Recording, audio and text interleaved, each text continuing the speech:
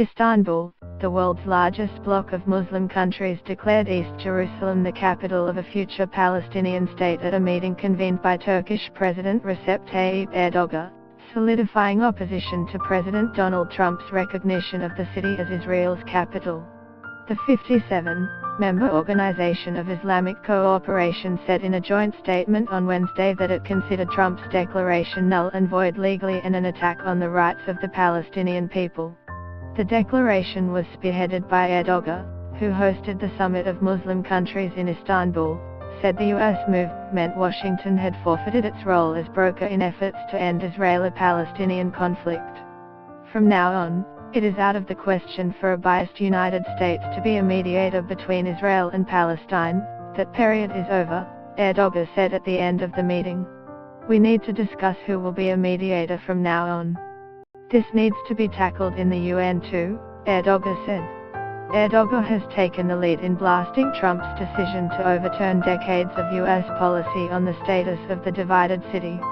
He and Israeli President Benjamin Netanyahu have traded insults since Trump's declaration, setting back a fragile attempt to repair relations between their two nations. Turkey's efforts on the Jerusalem issue show Erdogan taking on the role of a global coordinator for the Muslim world's pushback against U.S. support for Israel, according to Anthony Skinner, a director at UK-based forecasting company Verisk Maplecroft. Get the latest news and updates emailed straight to your inbox. By submitting your email, you are agreeing to Fairfax Media's terms and conditions and privacy policy. Today's decision by the OIC intends to even the playing field for the Palestinians and to counter Trump's statement, Skinner said. Recognition of East Jerusalem as the capital of Palestine may ultimately place Israel under greater pressure than if the Muslim world took Trump's declaration lying down.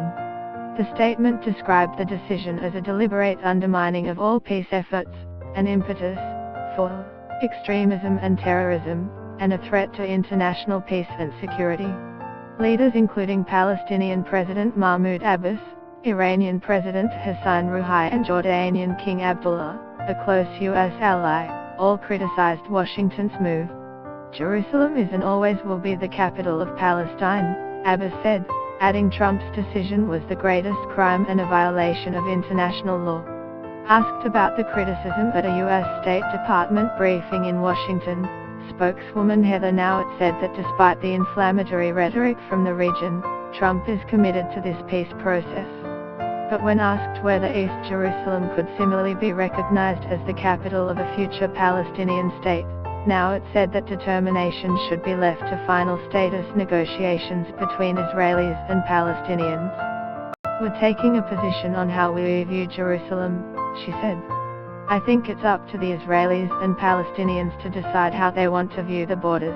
Again, final status negotiations.